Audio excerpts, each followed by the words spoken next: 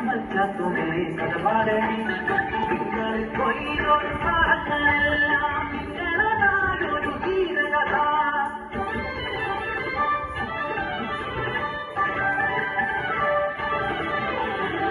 ചിരുമദേശത്തെ പുഴക്കുടിയിലെ ചിതരജാമന്റെ പൊന്നുമകൻ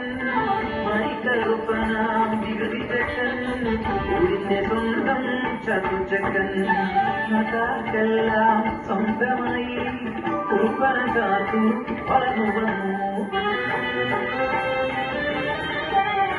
പാടത്തും കണ്ടൊരു മാതുനെ സ്വന്തമാക്കിയെന്ന് ചാത്തുചക്കൻ